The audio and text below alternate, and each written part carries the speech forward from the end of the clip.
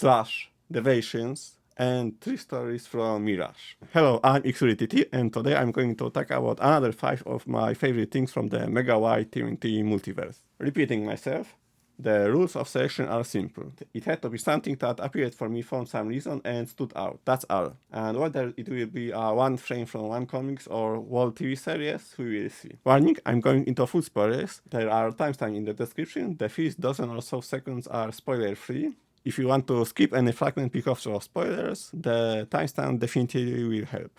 IDW version of Slash is definitely my favorite version of Slash. He debuts in TMNT Micro Series 7 April. Initially starts as a mindless machine full of aggression, having something against the Turtles. Then he slowly gets himself together and finally he becomes one of the founding members of Mutanimals. And he's happy with them. But when he finds out that Old Hope is not acting completely honestly and sincerely, he cannot accept it, because he wants to be a hero and not a terrorist. So he leaves the group. He lives alone, quite happy, until he is attacked and kidnapped by bishops and his agents who make him his puppet. He spends a long time like this, and when he is freed, he has no chance to enjoy freedom because he dies. Bishop puts a bomb inside him, just in case. Dramatic, sad story. Later, 2 completely mindless clones of Slash appear, one of which seems to have the memories of the normal version. In this universe, this is nothing unusual. After all, the Turtles themselves are the reincarnation of people who lived several hundred years earlier. But it's still a very sad story.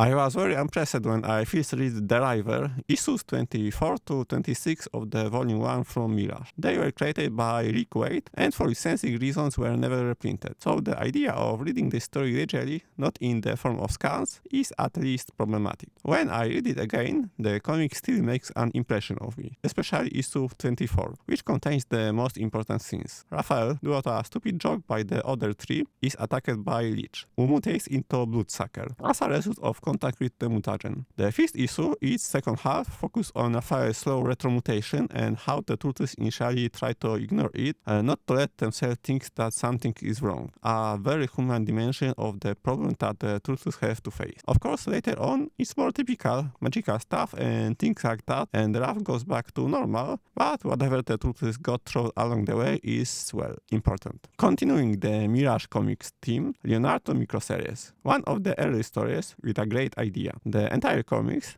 until the last 2 pages, has a narrative conducted in the form of 2 parallel stories. The top 3 quarters is a dynamic action. Without dialogue, Leonardo fights the Foot Clan members, their waves after waves. The bottom quarter is a calmer narrative showing what's going on Aprils, where the other characters are getting ready to celebrate the holidays. The atmosphere is joyful, funny, there are a few references to what Leo is doing, sometimes a bit too forced, but only a little bit. The showing of Leo fighting for his life and the others just enjoying life is great, and the 2 final pages, where the events connect into one line, a battered Leo rushes into the apartment and announces that Shredder has returned.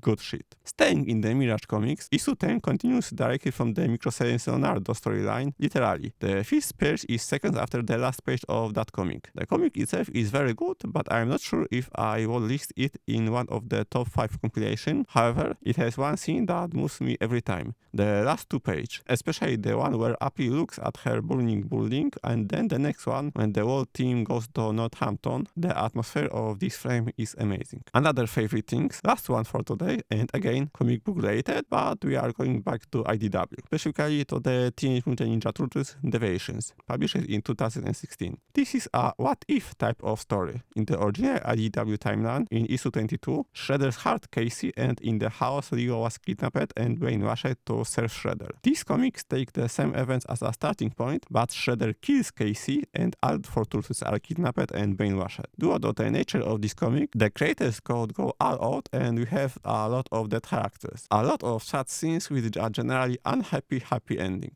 That's all for now. Thank you for watching. Leave a like and subscribe if you liked it. And again, of course, feel free to comment and share your favorite TMT elements. And I hope to see you again in the next video. Bye!